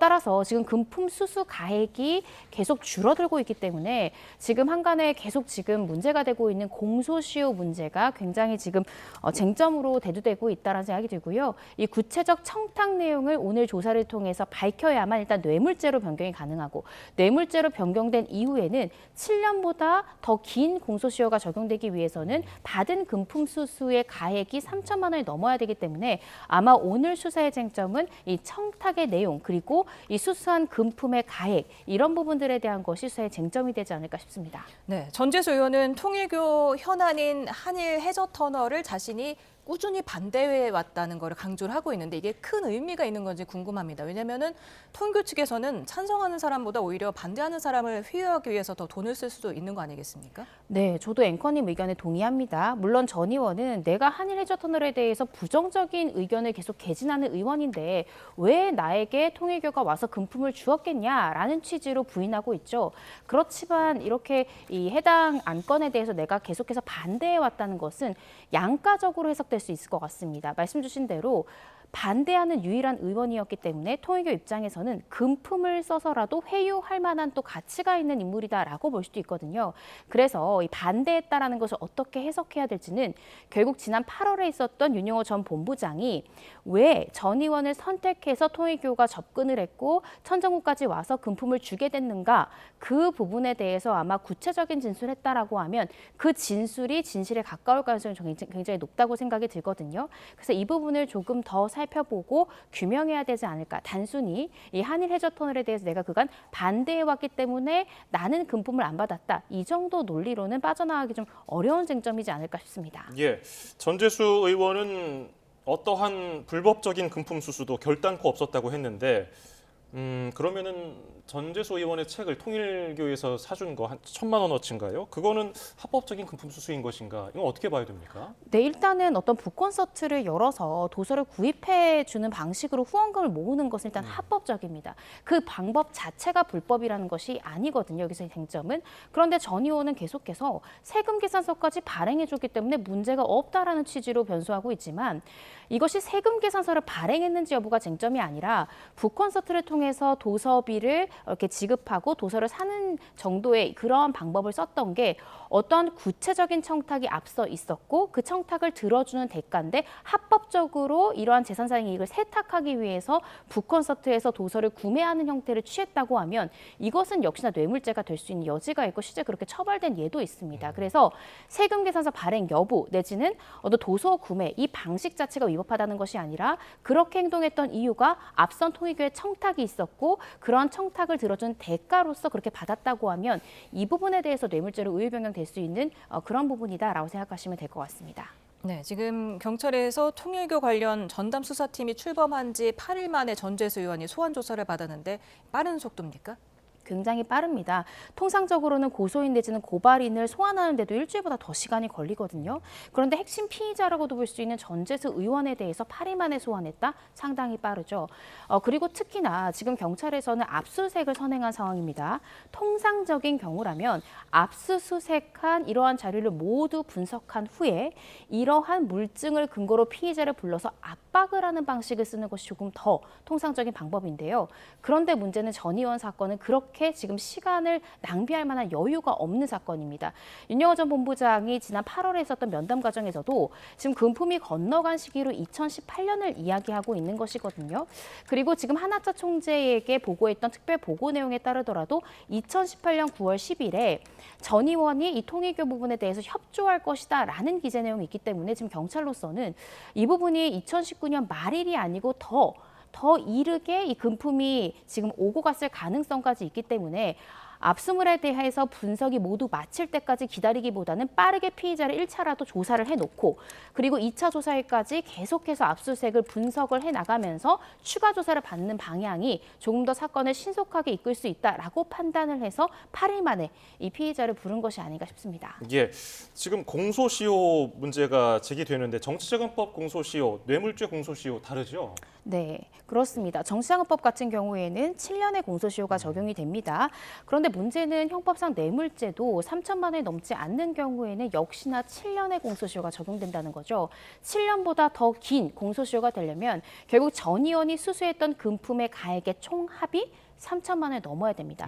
지금 최초의 보도가 나왔던 것은 현금 4천만 원이었기 때문에 사실 현금 4천만 원 정도만 입증하면 3천만 원이 넘기 때문에 공소시효가 연장된 것을 적용할 수 있어서 문제가 좀 적었거든요. 그런데 어떠한 연유인지 경찰에서는 지금 이 받았다라는 현금 액수를 지금 2천만 원으로 줄인 상황이고 지금 시계도 2점에서 1점으로 지금 줄여졌기 때문에 결국 이 합이 3천만 원이 넘어야만 7년보다 더 긴 공소시효가 적용이 되기 때문에 이 부분에 대해서 는 수사를 통해서 이 수수한 금품의 액수가 특정되는 것이 굉장히 중요하다는 생각이 듭니다. 네, 조금 전에 들어온 속보가 있어서 먼저 전해드리겠습니다. 강남구청역 인근에서 10중 추돌 사고가 발생했다는 소식이 들어왔습니다. 지금 부상자가 6명이 발생했다는 소식이 들어왔습니다. 예, 서울 강남구청역 인근에서 10중 추돌 사고가 발생해서 부상자 6명이 발생했습니다. 오늘 오후 5시 40분쯤 신고가 접수됐고요. 버스와 승용차 등 차량 10대가 부딪힌 것으로 전해지고 있습니다. 네, 지금 소방당국은 위급 환자는 없는 것으로 보이고 부상자는 병원으로 이송 중이라고 밝혔습니다. 경찰은 10대가 연쇄 추돌했기 때문에 사고 수습에 도로가 통제되고 있다 이렇게 밝혔고요. 연쇄 추돌의 퇴근길 서울 도심의 극심한 정체가 우려된다는 소식이 들어왔습니다. 네, 보다 자세한 소식 들어오면 저희가 추가로 다시 한번 전해드리겠습니다. 네, 지금 윤영호 전 세계본부장 진술에 따르면 일단은 현금과 명품 시계를 줬다는 건데 일단 그 실물은 아직 확보하지 못한 상황이잖아요. 어쨌든 지금 불가리 매장을 혹시 압수수색했습니까? 아직까지 그러한 보도 나오고 있지 않습니다. 우리가 기억을 좀 떠올려 보면 김건희 씨에게 다이아몬드 목걸이, 샤넬백이 갔다고 했을 때 특검에서 가장 빠르게 했던 것이 바로 이 해당 이 브랜드의 본사를 압수수색해서 구매 내용과 영수증을 먼저 확보하는 절차를 했습니다. 왜냐하면 지금 몇 년이나 흘렀기 때문에 또 이 사항에 대해서 수사한다는 사실을 피의자가 알고 있기 때문에 그 해당 금품을 임의로 없앴을 가능성이 있다고 보는 거거든요. 따라서 실무로 확보할 가능성이 대단히 낮기 때문에 영수증과 구매 내용을 본사를 압수수색함으로써 빠르게 확보한 것이 특검의 수사 방법이었습니다. 아마 경찰에서도 이 부분에 대해서는 진행할 가능성이 큰데요. 아직까지 보도가 나오고 있지 않습니다. 만약에 이 부분에 대해서 시도를 했는데 만약에 실제로 이행되지 않았다면 이 각 브랜드마다 사실 고객 정보를 보관하는 데는 일정 기간이 정해져 있을 것 같거든요. 2018년이면 벌써 7년이나 지났기 때문에 만약에 고객 자료에 대한 보관 기간이 5년 정도만 머문다라고 하면 가지고 있지 않을 가능성도 있고요. 여러 가지의 가능성이 있을 것 같습니다. 그렇지만 제가 조심스럽게 추측해 보자면 시간의 문제일 뿐 실질적으로 해당 브랜드를 압수수색해서 영수증, 구매 내역, 그리고 혹시나 그 해당 일련 번호에 대해서 누군가 교환을 시도했다라고 하면 그런 교환 내역은 있는지, 누가 교환을 했는지 이런 부분들에 대해서 총체적인 수사가 이루어질 가능성이 높지 않을까 싶습니다. 예, 그런 증거들 지금 경찰이 확보하려고 노력하고 있을 것이고 또 천정공을 출입한 기록 이 부분도 중요하게 작용을 하겠죠? 네, 그렇습니다. 왜냐하면 윤영호 전 본부장이 지난 8월에 있었던 특검과의 면담 내용이 중요합니다. 면담 때 윤영호 씨가 뭐라고 이야기했냐면요. 통일교의 수건 사업이었던 한일 해저터널과 관련된 청탁 차원에서 더불어민주당 전재수 의원에게 2018년 9월경에 현금 4천만 원을 작은 박스에 담아서 명품 시계 2개와 함께 건넨 것으로 알고 있다. 이렇게 진술한 것으로 알려져 있고 전 의원이 처음에 거절했지만 복돈이니 받아도 된다고 하니까 금품을 받아갔다라고 이야기했다는 겁니다. 그리고 윤영호 씨가 한 총재에게 보고를 하는 특별 보고에도 2018년 9월 10일자 보고 내용을 좀 살펴보면요. 이 통일교 관계자 600여 명이 모인 부산 오지구 모임에 전재수 의원이 참석을 해서 축사를 했다라는 표현도 있고 천정궁에 방문했다라는 표현들도 있다는 겁니다. 그렇다라고 한다면 최소한도 이 금품을 진짜로 지금 전재수 장관이 받았다라고 한다면 천정궁에 방문한 기록은 있어야 되거든요. 이런 부분들을 통해서 방문 기록까지도 경찰이 압수수색 과정에서 확보를 하려고 시도한 것으로 보여지고요. 이런 것들을 토대로 지금 수사가 계속 이어지고 있는 것이다라는 생각이 듭니다. 네, 다음 소식으로 넘어가 보겠습니다. 2019년 검찰개혁 법안을 패스트트랙으로 지정하는 과정에서 자유한국당 당직자 폭행 혐의를 받은 민주당 전현직 의원에 대해서 1심에서 유죄 판결이 내려졌지만 다 선고유예가 내려졌어요. 네, 그렇습니다. 말씀 주신 대로 2019년 이 국회 패스트트랙 충돌 사건에 연루된 혐의로 이 공동폭행 등 혐의로 기소된 이 더불어민주당 현역 의원들이 1심에서 벌금형의 선고가 유예가 되었습니다. 불과 2주 전에 벌금형이 선고됐던 국민의힘 현직 의원들과 마찬가지로 의원직을 그대로 유지할 수 있게 됐는데요. 구체적인 선고 내용을 좀 살펴보면 이 박범계, 박주민 더불어민주당 의원에게 벌금 300만 원의 선고를 유예한다라고 판결이 나왔고요. 표창원 전 의원 같은 경우에도 벌금 300만 원의 선고가 유예가 됐습니다. 또 김병욱 대통령실 정무비서관 같은 경우에는 벌금 1,000만 원, 이종걸 전 의원은 벌금 500만 원을 선고받았습니다. 예, 여기서 선고유예가 등장하는데 집행유예는 자주 들어봤어도 선고유예는 잘 못 봤거든요. 흔하게 내려지는 판결인가요? 아닙니다. 굉장히 드뭅니다. 선고유예가 예를 들어 검사들 같은 경우는 기소유예라는 처분을 하죠. 예. 당신이 죄를 지은 것은 인정이 되지만 여러 가지 참작 사유를 볼 때 한번 내가 유예해주겠다라면서 불기소를 내릴 때 기소유예라는 처분의 종류가 있습니다. 선고유예도 역시나 판사가 내리는 일종의 유예 처분이다라고 생각하시면 될 것 같은데요. 일정 기간 형의 선고를 미루고 유예일로부터 2년이 지나게 되면 결국 사실상 면해주는 판결이다라고 생각하시면 될 것 같습니다. 실질적으로 선고유예가 나오는 사건은 한 자릿수밖에 되지 않을 정도로 굉장히 드문데요. 이 사건이 가지고 있는 특수성 그리고 국민의힘 의원에게 내려진 어떤 선고 결과와의 형평성 여러 가지를 고려해서 지금 현역 의원들에 대해서는 선고유예라는 결론이 내려진 것이 아닌가 싶습니다. 네. 그런데 지금 아까 말씀하신 대로 벌금 300만 원의 선고유예를 나온 사람도 있고 지금 1,000만 원이 나온 사람도 있는데 어떤 게 다른 겁니까? 결국 이 사건의 경위 내지는 당시에 폭력 행위를 하게 된 가담의 정도 이런 것들은 상당히 다를 수 있습니다. 국민의힘 측 의원들이나 그 보좌진들에 대해서도요. 각각의 피고인들마다 선고된 형량이 굉장히 다릅니다. 그래서 실제적으로 어떤 사람 같은 경우에 선고유예가 내려졌고 또 어떤 사람에 대해서는 1,000만 원의 벌금형이 내려진 것은 결과적으로는 가담의 정도나 폭행의 경위 이런 것들을 종합적으로 고려해서 이 판결의 결과가 달라진 것이다라고 이해하시면 될 것 같습니다. 네. 근데 지금 전현직 의원들 재판 결과에 납득할 수 없다면서 항소 방침을 밝혔죠. 네, 그렇습니다. 피고인들 같은 경우에는 우리는 받아들일 수 없다라는 것이고요. 실질적으로 억울하다라고 지금 이야기를 하고 있습니다. 그래서 피고인들을 항소하겠다는 뜻을 밝혔지만 중요한 것은 검찰이 항소하냐입니다. 검찰이 지금 이 국민의힘 측과 동일하게 항소를 포기한다면 설사 피고인들이 항소한다 하더라도 1심의 판결 형량보다 더 높은 판결은 나올 수 없거든요. 그래서 우리가 주목할 것은 피고인들의 항소 여부가 아니라 검찰도 이전의 예처럼 결국 항소하지 않을 것인가 이 부분을 지켜보는 것이 가장 중요한 쟁점이라는 생각이 듭니다. 예, 오늘 여기까지 듣죠. 이고은 변호사였습니다. 고맙습니다. 감사합니다.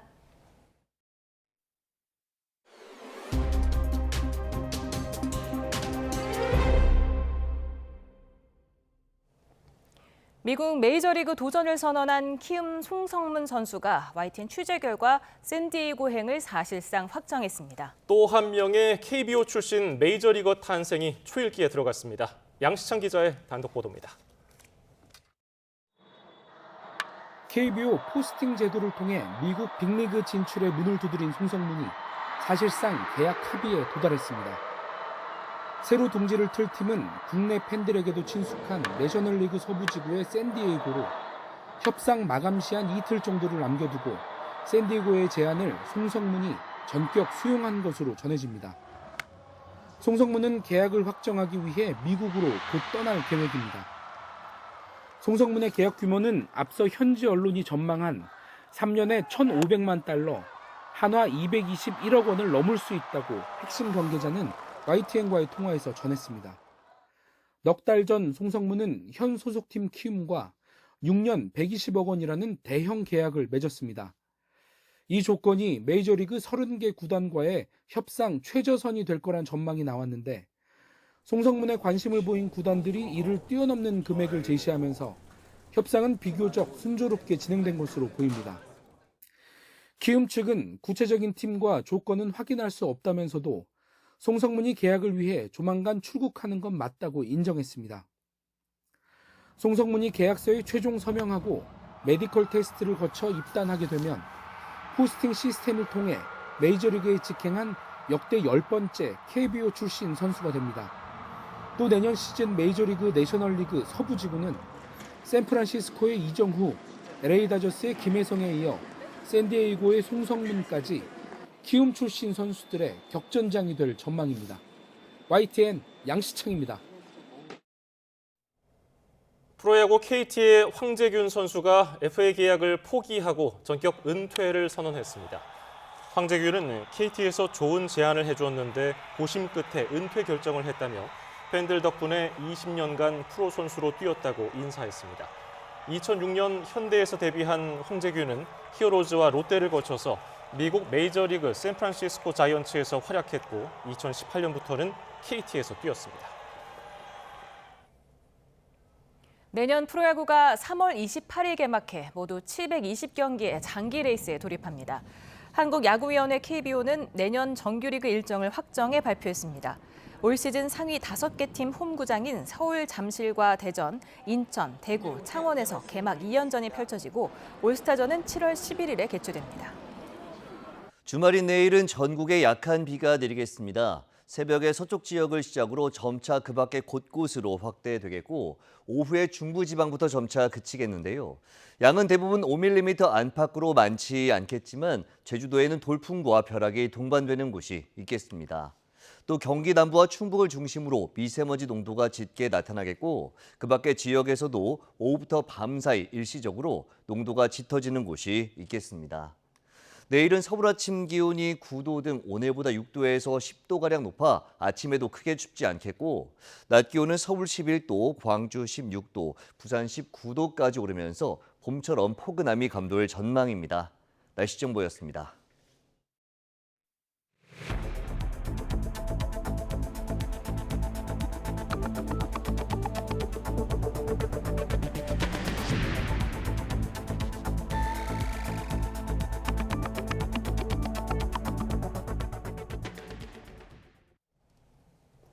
김건희 특검이 내일 윤석열 전 대통령을 소환합니다. 수사기간이 일주일 정도밖에 남지 않은 만큼 처음이자 마지막이 될 전망입니다. 권준수 기자입니다. 김건희 특검이 윤석열 전 대통령에게 처음으로 소환을 통보한 건 지난 7월입니다. 하지만 내란 특검에 재구속됐던 윤 전 대통령은 출석하지 않았고 체포영장 집행에도 버티면서 속옷 저항 논란까지 불거졌습니다. 피의자가 완강하게 거부하였고 피의자의 부상 등이 우려된다는 현장의 보고를 받고 9시 40분 집행을 중단하였습니다. 그동안 김건희 씨를 9차례 소환 조사한 특검이 수사기간 종료 8일을 앞두고 배우자 윤석열 전 대통령을 대면 조사합니다.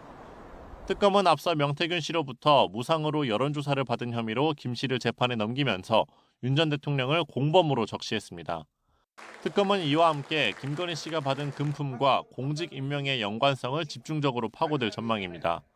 서해건설 이봉관 회장이 건넨 나토 3종 세트와 박성근 전 검사의 초대 국무총리 비서실장 발탁, 김상민 전 검사가 전달한 이우환 화백의 그림과 국정원장 법률특보 임명, 또 금거부기와 이배용 전 국가교육위원장의 기용까지 서로 연관돼 있다는 게 특검의 시각입니다. 이에 따라 특검은 윤석열 전 대통령에 대한 조사에서 각각 공직 임명의 경위는 물론 김 씨의 금품 수수에 대해 캐물을 것으로 보입니다. 조사 결과에 따라 김건희 씨에 대한 뇌물죄 적용 여부가 결정될 것으로 예상됩니다. YTN 권준수입니다. 체포 방해 혐의로 재판받고 있는 윤석열 전 대통령 측이 사건 선고를 미뤄야 한다고 주장했지만 법원은 다음 달 16일 선고 일정을 유지하겠다고 밝혔습니다. 윤 전 대통령 측은 체포 방해 혐의 등은 계엄의 위법성이 전제이기 때문에 내란 우두머리 사건 판결이 나오고 나서 판단이 이루어져야 한다는 취지로 말했습니다. 이에 재판부는 특검법에 따라 사건을 6개월 안에 종결해야 하고 계엄 불법성 여부는 이번 사건 쟁점이 아니라며 받아들이지 않았습니다. 서울고등법원이 내란과 외환 사건을 맡을 전담재판부 설치를 위한 본격 준비 작업에 나섰습니다. 다만 국회의 입법 상황에 따라서 전담재판부의 모습이 크게 달라질 가능성도 있습니다. 이경국 기자입니다. 대법원은 재판 예규를 만들어 위헌 가능성을 줄인 내란 외환 전담재판부를 설치하기로 했습니다. 재판을 통해서 그 부분에 대해서 합헌적이고 정상적인 절차로서 마무리해야 되는 그런 책임을 가지고 있습니다. 실제 전담재판부를 설치 운영하게 될 서울고등법원도 이에 발맞춰 준비에 돌입했습니다. 먼저 오는 22일 법원장 등 소속 판사 전원이 참여하는 회의를 진행해 의견을 듣기로 했는데 내년 법원에 설치될 16개 형사재판부 가운데 2개 또는 3개 재판부를 전담재판부로 지정한다는 게 기본 계획입니다. 제척이나 회피 사유가 있는 재판부를 제외한 뒤 무작위 사건 배당을 통해 전담재판부가 결정될 전망입니다. 2월 중순쯤 형사부에 근무할 법관이 확정되면 전담재판부 구성을 위한 준비도 사실상 마무리됩니다. 인력과 법정 마련을 위한 노력도 이어지고 있습니다. 이미 주무관 등 공무원 인력은 늘었고 법관 6명이 증언될 가능성도 큽니다. 주요 재판이 쉴 틈 없이 이어질 가능성에 대비해 100석 규모의 형사법정 공사도 예정돼 있습니다. 사법부가 준비에 속도를 내고 있지만 국회에서 관련 법안이 통과되면 대대적인 계획 수정이 불가피합니다. 전담재판부 구성 방식에 있어 결정적 차이가 있기 때문입니다. 민주당이 추진 중인 법안은 전국 법관 대표회의 등으로 위원회를 꾸려 전담재판부 판사를 추천하게 돼 있지만 대법원 예규는 무작위 배당을 핵심 원칙으로 하고 있습니다. 다음 달부터 계엄 관련 사건의 1심 선고와 결심이 줄줄이 예정된 가운데 2심 재판의 향방에도 관심이 쏠립니다. YTN 이경국입니다. 다음 주 내란 전담 재판부법 본회의 상정을 앞두고 대법원이 자체적으로 설치하겠다고 발표한 게 정치권에서 변수로 떠올랐습니다. 민주당은 양두구육, 국민 우롱으로 규정하면서 연내 처리 방침을 재확인했지만 보수 야권은 입법 필요성이 사라졌다며 위헌적 법안을 철회하라고 압박했습니다. 김철희 기자입니다. 공교롭게도 내란 재판부법의 국회 처리 시간표를 밝힌 뒤 나온 대법원의 예규 제정 소식에 민주당은 격앙된 반응을 보였습니다. 지난 1년을 허송세월 낭비해 국민 분통을 터뜨리더니 왜 이제야 움직이느냐며 뒷북꼼수가 오히려 입법 필요성을 증명했다고 날을 세웠습니다. 일제 지하 때는 독립운동 안 하다가 8.15 해방 이후 8월 16일부터 독립운동을 하는 8.16 독립운동가처럼 민주당은 예정대로 23일 의원 총회에서 내란재판부 설치법을 당론으로 추인해 상정한다는 계획입니다. 다만 이미 예규가 생겼는데 실효성이 있느냐는 물밑 우려가 있고 수정안 역시 위헌 소지가 여전하다는 여론이 만만치 않습니다. 여당 수석 대변인은 하지만 언론이 충격적, 편파적이라고 주장했습니다. 그동안 온 국민을 분노와 혼란에 빠뜨렸던 그런 사법부의 태도에 대해서는 한마디 질타도 없습니까? 국민의힘은 대법원의 일련의 움직임을 고육지책으로 평가했습니다. 반헌법적 법안을 저지하기 위한 사법부 나름의 고민이 담겼다는 건데 이로써 입법 필요성이 사라졌다고도 강조했습니다. 내란 전담재판부 수정안은 분치를 했지만 명백한 위헌이라는 본질에는 전혀 변함이 없습니다. 재판부 추천위원회를 구성한다는 건 입맛에 맞는 판사들로 지방선거까지 내란몰이를 하겠다는 뜻이라고 일축했습니다. 판사를 무작위로 배당해 재판의 공정성과 중립성을 확보하자는 데 있습니다. 이제 더 이상 입법으로 재판부 구성을 강제해서는 안 됩니다. 조국혁신당은 대법원의 뒷북이라며 사법부 개혁 필요성을 강조했고, 개혁신당은 사법부가 합리적 대안을 확보했다며 입법 철회에 힘을 실었습니다. 재판이 늘어진다며 시작한 내란전담 재판부 설치 논의는 이제 누가 사법부의 설계 권한을 갖는지로 옮겨 붙었습니다. 대법원의 예규는 갈등 봉합보다 정쟁의 기폭제가 되는 모습입니다. YTN 김철입니다. 통일교육을 수사하는 경찰이 오늘 더불어민주당 전재수 의원을 피의자 신분으로 불러 조사하고 있습니다. 전 의원은 금품 수수는 결단코 없었다며 거듭 혐의를 부인했는데 경찰은 명품 시계 등의 행방을 쫓는 데 주력하고 있습니다. 최승훈 기자입니다. 통일교육을 수사하는 경찰청 특별전담 수사팀이 더불어민주당 전재수 의원을 전격 소환했습니다. 금품 수수 의혹이 불거진 정치권 인사 3명 가운데 첫 번째 조사입니다. 전재수 의원은 금품을 받은 사실은 결단코 없었다며 거듭 혐의를 부인했습니다. 그 어떠한 불법적인 금품 수수가 없었다라는 말씀을 다시 한번 분명하게, 강력하게 결단코 드리도록 하겠습니다. 전 의원은 지난 2018년 통일교 측으로부터 한일 해저터널 추진 등 현안 청탁을 대가로 현금 2천만 원과 1,000만 원 상당의 불가리 명품 시계를 수수한 혐의를 받습니다. 또 지난 2019년 통일교 산하재단이 전 의원의 출판 기념회 뒤 책 500권, 1천만 원어치를 구매했다는 의혹도 있습니다. 통일교 고위 관계자는 이와 관련해 YTN의 천전궁의 전 의원 책이 상자째 쌓여있는 모습을 봤다고 증언하기도 했습니다. 경찰이 전재수 의원을 피의자 신분으로 불러 조사한 건 이번이 처음인데요. 김건희 특검에서 사건을 넘겨받아 전담팀을 꾸린 지 9일 만입니다. 앞서 지난 15일 전 의원의 부산 자택과 국회의원회관 사무실 등 4곳에 대한 압수수색에서 통일교 행사 축전과 휴대전화 등은 발견됐지만 명품 시계는 나오지 않은 것으로 전해졌습니다.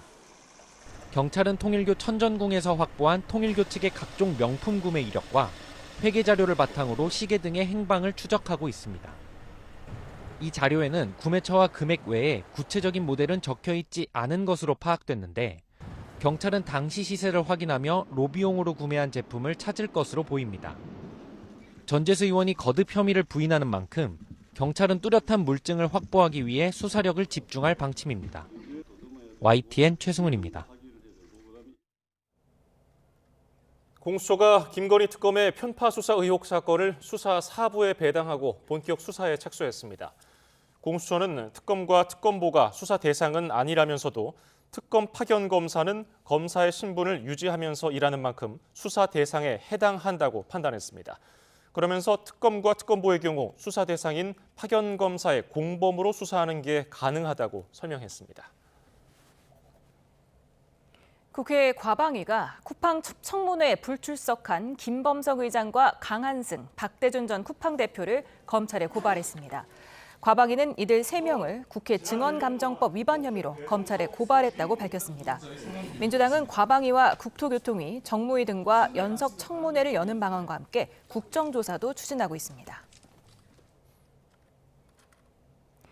쿠팡이 지난해 이용약관에 추가했던 정보 유출 관련 면책 조항을 거센 비판에도 버티기로 일관해왔지만 정부가 개선을 요구하자 결국 삭제하기로 했습니다. 마케팅 제휴 서비스인 쿠팡 파트너스 이용자들에게 실수로 메일을 잘못 보내며 큰 혼란이 빚어지기도 했는데요. 취재 기자를 연결합니다. 박기환 기자, 먼저 이용약관이 어떻게 바뀐다는 겁니까? 네, 앞서 쿠팡은 지난해 11월 불법 접속이나 해킹으로 발생한 이용자의 손해를 회사가 책임지지 않는다는 이용약관상의 면책 조항을 추가했습니다. 3,300만 명의 정보가 유출된 뒤 조항 내용이 알려지면서 비판이 잇따랐지만 쿠팡은 자세한 설명도 하지 않고 버티기에 들어갔습니다. 이후 개인정보보호위원회가 지난 11일 이용자에게 불필요한 혼란을 초래할 수 있다며 개선을 요구하자 부랴부랴 조치에 나섰습니다. 쿠팡은 어제 홈페이지 공지를 통해 공정거래위원회와의 협의 그리고 개보의 개선 공고에 따라 약관을 개정한다고 공지했습니다.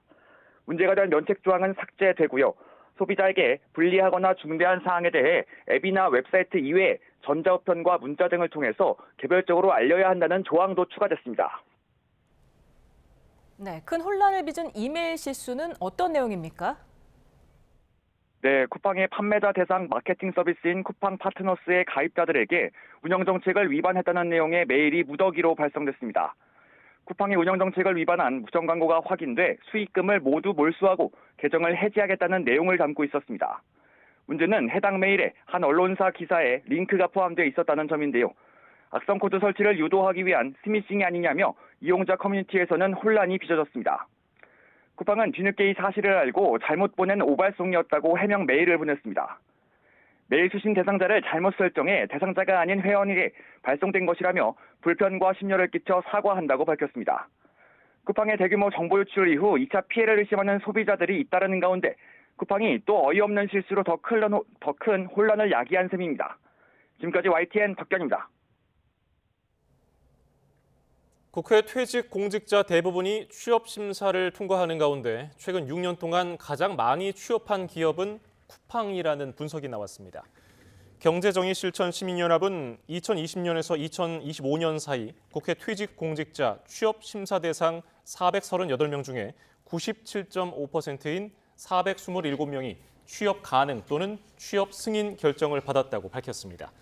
이 가운데 절반이 넘는 239명이 민간 기업으로 갔는데 쿠팡이 16명으로 가장 많았고 LG 11명, SK 10명으로 집계됐습니다.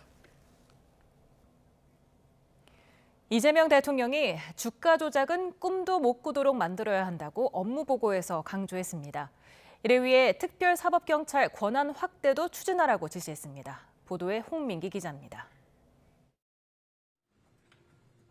금융위원회와 금융감독원 등 업무보고에서 이재명 대통령은 주식시장 정상화를 재차 언급했습니다. 국내 주식시장을 향한 불신 때문에 우리 기업이 저평가되고 외환시장에까지 영향을 미친다고 말했습니다. 근본적으로는 국내 주식시장에 대한 불신이 사실은 외환에까지 영향을 주고 있다는 거 아닙니까? 최근 환율 상승에 따른 불안감이 커지는 가운데 국내 증시를 정상화해 외국인 투자를 이끌어 이를 해결하겠다는 뜻으로 풀이됩니다. 탈탈 털어야 한다, 완전 봉쇄 등 강도 높은 표현도 연달아 나왔습니다. 정말 탈탈 털어가지고 아예 꿈도 못 꾸게 만들어야 되는데 있는 걸 잡겠다는 생각을 하는 게 아니라 원천 봉쇄를 해버려야 돼.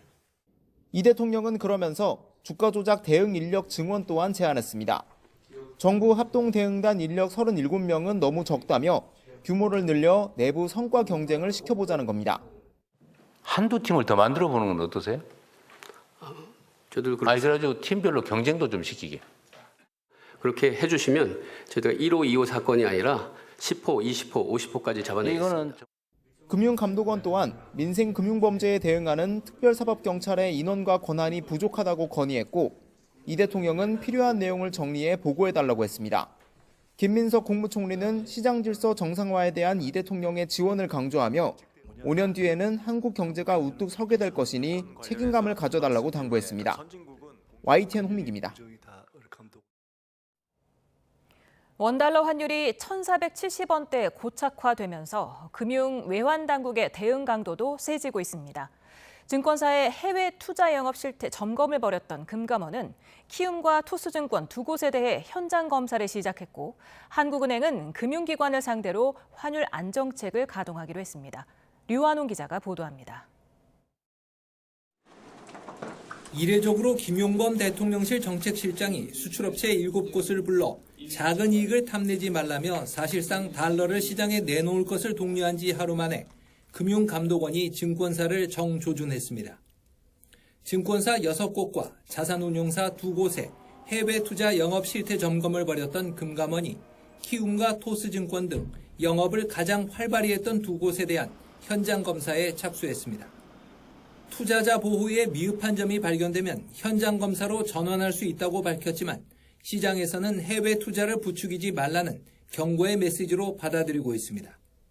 금감원 조사 결과 해외 주식거래 상위 증권사 12곳에 올해 1월부터 11월까지 위탁매매 수수료 수익은 1조 9,505억 원으로 지난해 연간 수익을 이미 넘어선 것으로 집계됐습니다. 반면 개인 투자자, 이른바 서학개미의 계좌 절반가량은 해외 증시 변동성이 커지며 손실을 본 것으로 나타났습니다. 금감원은 증권업계가 해외 투자 고객 유치를 위해 현금 지급과 수수료 감면 등 과도하게 공격적인 이벤트를 펼쳤다고 보고 있습니다. 기획재정부와 함께 외환 정책을 담당하는 한국은행도 임시금융통화위원회를 열어 외환 건전성 부담금 면제와 외화 지준 불이를 한시적으로 시행하기로 했습니다. 내년 1월부터 6월까지 국내 금융기관이 해외에서 외화를 차입할 때 부과하는 외환 건전성 부담금을 면제해 달러 유입이 늘도록 하고 한은의 외화를 예치하면 미국 정책금리 이내의 이자를 지급하는 외화 지준 불이를 시행해 해외로 나갈 돈을 국내로 유턴시키겠다는 구상입니다. 한은 고위 관계자는 외화 예치 시 이자를 지급하는 외화 지준 불이 시행은 처음이며 사실상 한은이 운용 중인 외환 보유액이 늘어나는 효과를 볼 수 있을 것이라고 설명했습니다. YTN 유환홍입니다.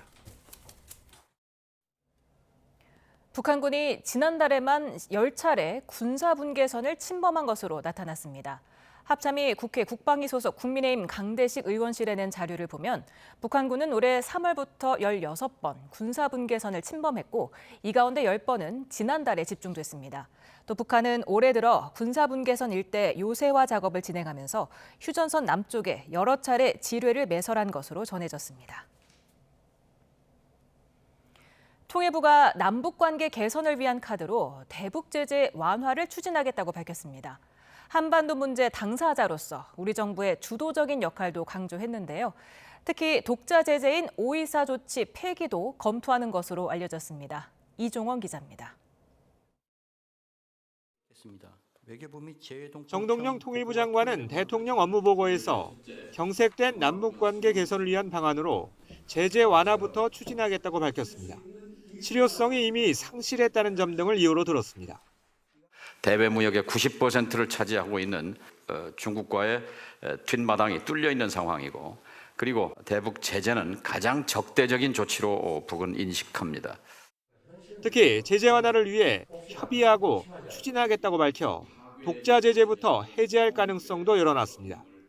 실제 비공개 업무보고에선 지난 2010년 5월 24일 천안함 피격 사건을 계기로 이명박 정부가 발표한 대북 제재 5.24 조치도 거론됐습니다. 5.24 조치는 남북교역 중단과 대북 신규 투자부로 인도적 지원을 제외한 대북 지원 사업 보류, 북한 선박의 우리 해역 운항 불허 등의 내용을 담고 있습니다. 문재인 정부 때인 지난 2020년 통일부가 사실상 사무화됐다며 실효 상실을 선언했지만 정부가 공식 폐기를 발표한 적은 없습니다. 5년 전에 이건 이미 효과가 없다, 효력을 상실했다고 선언했기 때문에 사실은 사문화 상태입니다. 정세 변화와 연동도 있습니다. 결국 발표하게 되면 통일부가 발표하게 될 겁니다. 정 장관은 한반도 문제 해결은 남북 관계를 중심에 두고 추진해야 한다며 주도적 역할도 강조했습니다. 다만 페이스메이커로 본격 시동도 걸어야 한다며 북미 대화 재개를 위한 한반도 평화특사 임명과 미국의 대북 특별대표 필요성도 강조했습니다. 또 남과 북, 중국을 연결하는 고속철도와 남북중 환승 관광 등을 포함한 교류 프로젝트 구상도 소개했습니다. 북한의 이토류 등 박물과 남한의 보건의료, 민생물자 교육을 위해 국제기구가 운영하는 에스크로 계좌를 활용한 신평화교역 시스템 구상도 제안했습니다. YTN 이종원입니다. 대북 정책을 놓고 갈등이 표출된 통일부와 외교부가 차관급 소통 채널을 가동하기로 했습니다. 정동영 통일부 장관은 김남중 차관이 정현두 외교부 외교전략정보본부장과 정보 공유를 위한 원래 협의를 진행하기로 했다고 밝혔습니다. 정 장관은 자신이 제안한 한반도 평화특사와 외교부 외교전략정보본부장의 역할 분담에 대해선 같은 정부의 부처로서 긴밀하게 협의하고 소통하겠다고 말했습니다. 병무청은 병역 의무 기피자 343명의 인적사항을 병무청 누리집에 공개했습니다. 사안별로 보면 국외 여행 허가 의무 기피가 187명으로 가장 많았고 현역병 입영 기피가 111명, 사회복무요원 소집 기피 31명, 병역 판정 검사 기피 10명입니다. 공개 항목은 이름과 나이, 주소, 기피 사유 등 총 6개 항목인데 병역을 이행하면 명단에서 바로 삭제됩니다. 국회 패스트트랙 충돌 사건으로 재판에 넘겨진 더불어민주당 현역 의원들이 벌금형 선고를 유예받았습니다. 서울 남부지방법원은 오늘 공동폭행 등 혐의로 기소된 민주당 박범계 의원과 박주민 의원에게 벌금 300만 원의 선고를 유예했습니다. 김병욱 대통령실 정무비서관에게는 벌금 1,000만 원, 이종걸 전 의원에게는 벌금 500만 원을 선고했고 표창원 전 의원에 대해서는 벌금 300만 원의 선고를 유예했습니다. 재판부는 법안 처리를 폭력적인 방법으로 강행한 건 의정활동의 목적에서 벗어나는 것으로 국회의원의 면책 특권 대상이 아니라고 판단했습니다. 이재명 대통령이 대전 충남 통합 추진을 공식 제안하자 민주당은 곧장 실무 작업에 착수하면서 새 판 짜기에 보조를 맞췄습니다.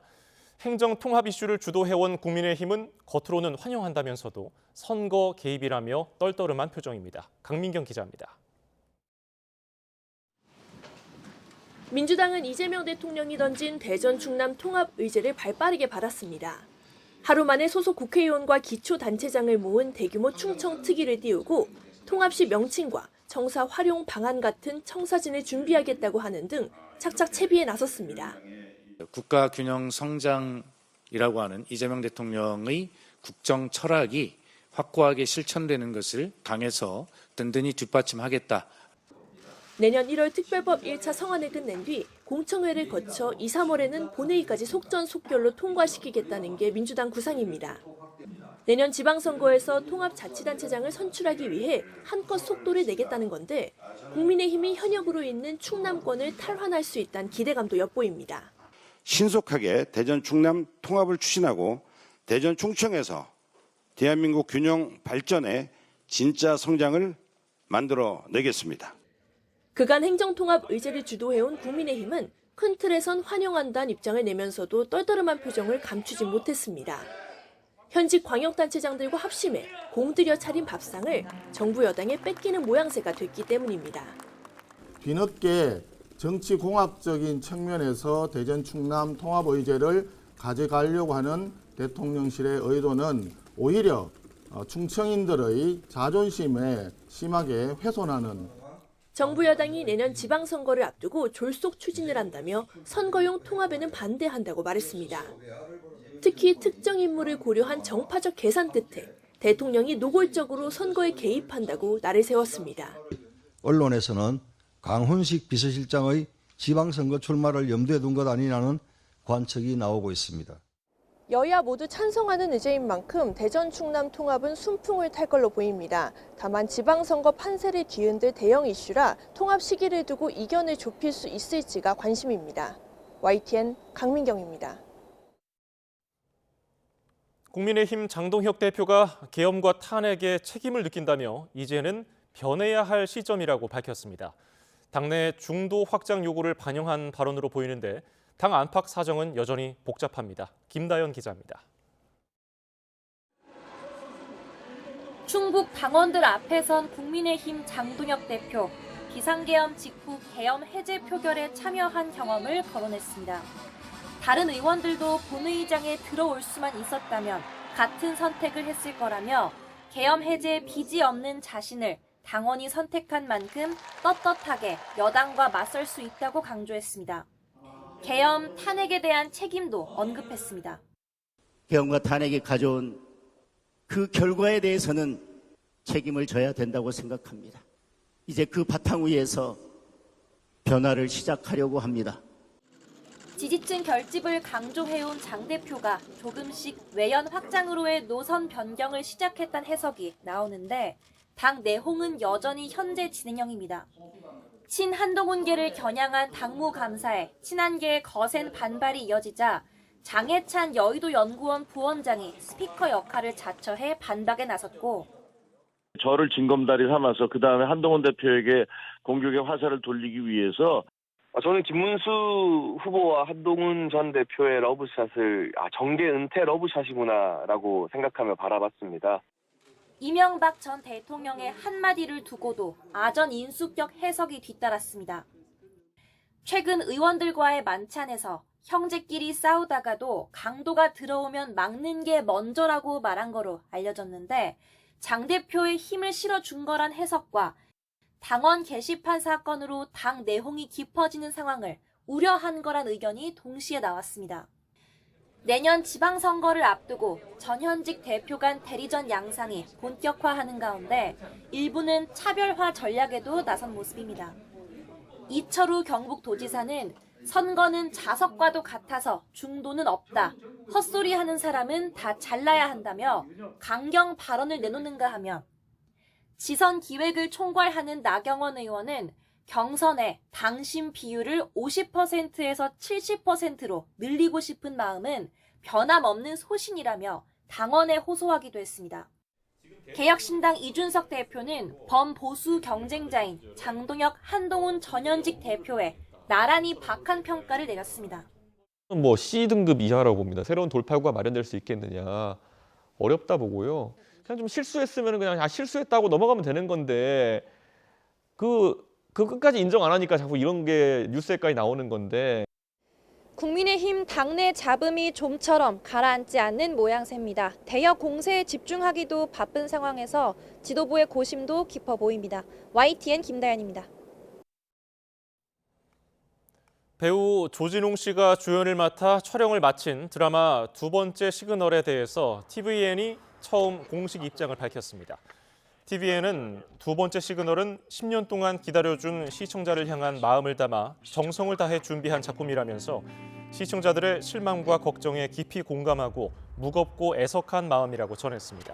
수많은 스태프와 배우, 관계자들이 함께한 작품인 만큼 시그널의 가치를 지키기 위해서 다소 시간이 걸리더라도 최적의 방안을 찾는 데 모든 노력을 기울이겠다고 설명했습니다.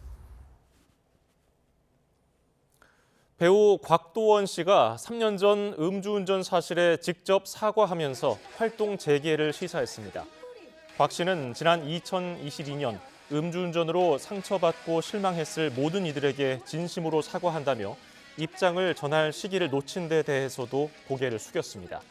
앞으로의 활동에 앞서서 그동안 보여주지 못한 책임 있는 모습을 차근차근 행동으로 증명해 나가겠다며 빠른 용서는 바라지 않은 채 말이 아닌 삶으로 증명해 나가겠다고 강조했습니다. 새벽 시간 충북 보은에 있는 김치 제조 공장에서 불이 나 한때 대응 1단계가 발령됐습니다. 전남 신안에서는 무허가로 어업 활동을 한 중국 어선 두 척이 해경에 납포되기도 했습니다. 사건 사고 소식 김기수 기자입니다. 검게 그을린 공장에서 연기가 쉴 새 없이 뿜어져 나옵니다. 장비를 갖춰 입은 소방대원들이 내부 수색 작업을 벌입니다. 새벽 시간 충북 보은에 있는 김치 제조 공장 사무동에서 큰 불이 났습니다. 사무실 본동 3층이 타고 있었고요. 그래서 그때 사람 끄겠다 싶었는데 이쪽으로 딱 번져버리니까 어떻게 방법이 없는 것 같더라고요. 이 불로 공장 기숙사에 있던 직원 10여 명이 긴급 대피해 인명피해는 없었지만 많은 연기가 발생하면서 인근 주민들에게 접근을 자제해달라는 재난 문자가 발송되기도 했습니다. 화재 현장에서 발생한 많은 연기에 마스크를 벗고 있기 힘들 정도로 매캐한 냄새가 진동하고 있습니다. 불이 난 공장 주변엔 다른 식품 공장들이 몰려 있는 데다 건조한 날씨 속에 자칫 인근 야산으로까지 불이 번질 수 있었던 상황. 소방당국은 대응 1단계를 발령하고 인력과 장비를 투입해 5시간여 만에 불길을 잡았습니다. 화재 발생 신고 접수 즉시 인접 공장과 야산으로의 연소 확대 방지를 위해서 총력 대응을 위해 대응 1단계를 발령했습니다. 해경이 거친 물살을 뚫고 어선에 접근해 올라탑니다. 전남 신안군 가거도 북서쪽 78km 해상에서 무허가로 어업 활동을 한 중국 어선 두 척이 납포됐습니다. 이들은 2톤가량의 어획물을 불법 포획한 것으로 파악됐는데 해경은 정선명령 불응과 무허가 조업 혐의 등으로 붙잡아 조사하고 있습니다. YTN 김기수입니다. 최근 기업을 상대로 한 폭파 협박이 잇따르는 가운데 오늘 오전 현대그룹으로 13비트코인을 주지 않으면 11시 30분에 서울시 종로구 현대그룹 빌딩 건물을 폭파하겠다는 취지의 협박 메일이 발송됐습니다. 현대그룹은 임직원들을 귀가 조치한 뒤에 오전 11시 42분쯤 경찰에 신고한 것으로 파악됐습니다. 경찰은 실제 폭파 위험 가능성은 작다고 봤지만 특공대 등을 투입해서 현장 선별 수색 작업을 진행했습니다.